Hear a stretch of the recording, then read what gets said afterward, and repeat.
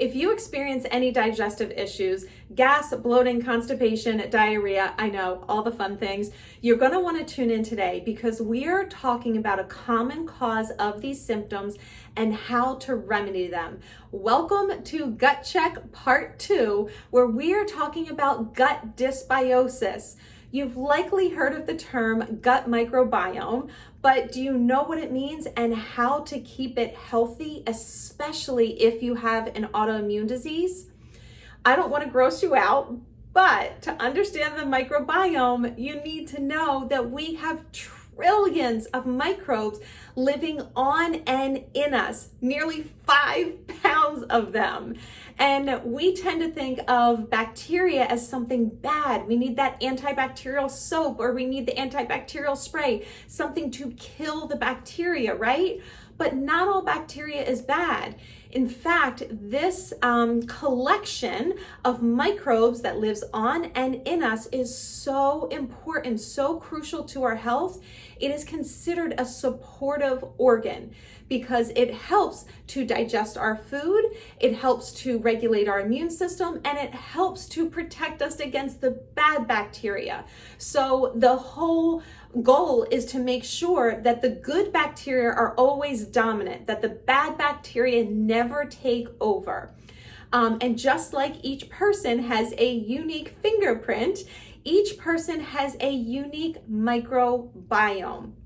Your microbiome is started or kind of developed at birth. So when a baby goes through the birth canal, it gets covered in bacteria from the mom. And that's a really good thing that is starting to help populate the microbiome for that newborn baby. Its next exposure is often through breast milk. When a baby is breastfed, a lot of beneficial bacteria is transferred through that breast milk that helps to populate the gut microbiome for that little newborn baby. So that is how it's kind of initiated or developed. But then of course, over the years and over the course of our lives, there's a lot of things that can influence our gut microbiome. And sometimes in a good way, but sometimes not in a good way. Diet, for example. A lot of high sugar processed foods can negatively impact our gut microbiome. Toxic exposures, a lot of the pesticides that are on our produce, alcohol, drinking 2 or more beverages a day, stress totally weakens our immune system. Dental hygiene, there's a big connection between oral health and gut health.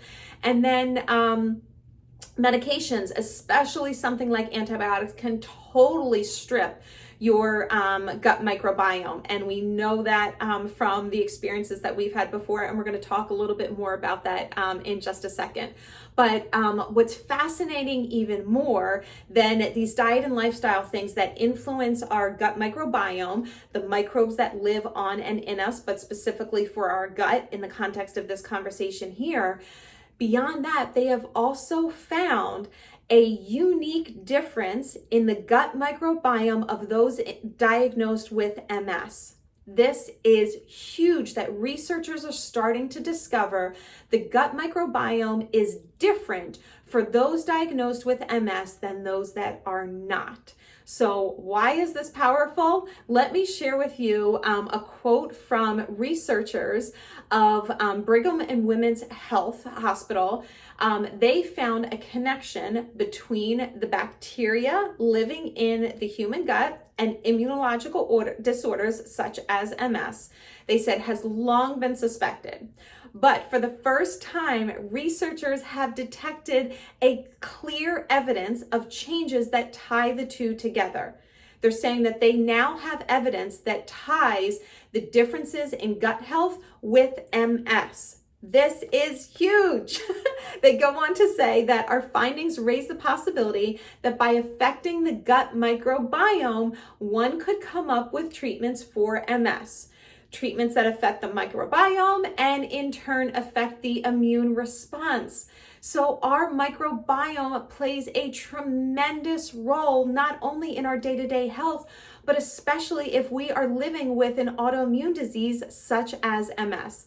Needless to say, we need to be optimizing our gut health, our gut microbiome. So how do you know the current state of your gut health? If you experience any of the following symptoms, you may need a gut tune-up. So let's dive into some of the common symptoms that would suggest your gut health might be a little off or need a little TLC. Bad breath, that halitosis, digestive upset, nausea, constipation, diarrhea, bloating, skin rashes, skin irritations, fatigue, brain fog, anxiety, depression. I know the list keeps going on and on, but if you've said yes, or if you've identified with 2 or more of those symptoms, you likely need a gut tune-up. So let's talk about how to address it. Number 1, use antibiotics sparingly. We know that antibiotics wreak havoc on the digestive system, especially on your microbiome. Antibiotics are designed to go in and strip away the bacteria. The problem is they don't discriminate between the good bacteria and the bad bacteria. So they will strip it all away. You don't want that, because then most often the bad bacteria can come back stronger and really start to dominate. That's why if you have ever taken an antibiotic, and experience diarrhea, that's what's happening. Or if you've ever taken an antibiotic and the doctor has said that you should take it with some yogurt because there's probiotics in there. Yes, I get it. It's great in theory. However, the yogurt that is on the shelves in our grocery stores today is loaded with sugar. What does sugar do? It feeds the bad bacteria. So in many cases, it's perpetuating the problem more than it is helping to remedy it. So first and foremost, try to minimize your need or exposure to antibiotics. Take them only when absolutely medically necessary. That is the first thing, because that is going to help protect your gut from getting destroyed of having all of the good bacteria along with the bad bacteria taken away. The next thing that you want to do is manage stress. I know we keep hearing this all the time, the importance of managing stress, and it just feels like one more thing to add into our day. But the reason why we keep hearing this over and over again is because of the importance of it. We are so quick to look at diet. What can we do, or what supplement can we take? You know, we want something like tangible that we can do. The idea of slowing down, taking a breath, maybe practicing a guided meditation or something like that is just as important as the foods on our plate and the supplements that we may be taking. So find something, ideally something small. I say that because the smaller it is, the more realistic it feels, the more manageable it feels, and therefore the more consistent you will be with it. So definitely finding a way to manage stress, a guided meditation, reading a book, taking a bath, practicing some yoga. There's lots of yoga things that you can do online, doing some just regular stretches, whatever feels good for you. Golly, if nothing else, you can diffuse some essential oils in your home. I love diffusing lavender and frankincense. I use other oils topically that really help with managing stress. So they can be a super easy thing. You just pop it in the diffuser and let it go, let it do its thing. And then you, of course, want to improve your health. So eliminate the foods that are aggravating your gut. Gluten, dairy, sugar is a biggie for gut dysbiosis because it's really going to feed that bad bacteria. So the more that you can reduce or eliminate sugar, even high sugar fruits can be beneficial to eliminate from your diet. And then lastly, you need to repopulate. So if you find that your gut has been off and maybe the bad bacteria have been dominating, you want to do those things of removing the things that are feeding the bad bacteria, such as sugar and stress. And then you want to support the good bacteria in helping them to dominate. And the way that you do that is through probiotics or fermented foods. So incorporating some fermented foods into your diet, such as kimchi, sauerkraut, kombucha, pickles. There's lots of different things. There's even a cultured coconut that you could add in. But those fermented foods are really going to help be food for your good bacteria in your body. You can also do probiotics.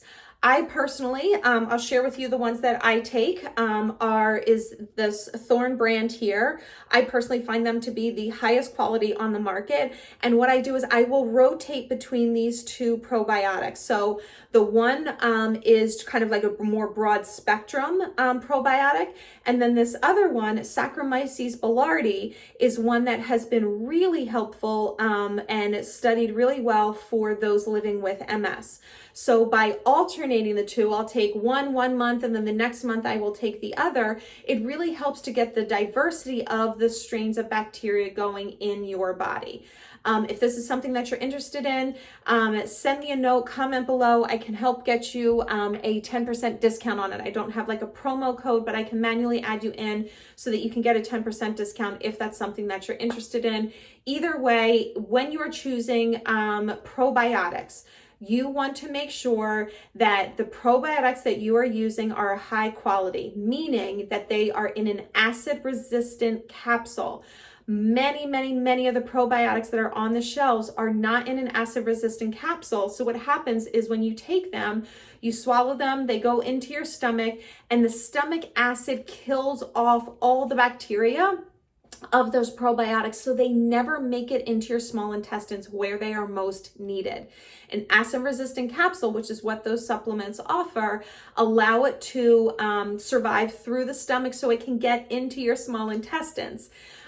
Or you can get a refrigerated version. They can definitely be a higher quality, but to me, the acid-resistant capsule is the best way to go. So after repopulating, you also want to, last but not least, focus on good oral hygiene.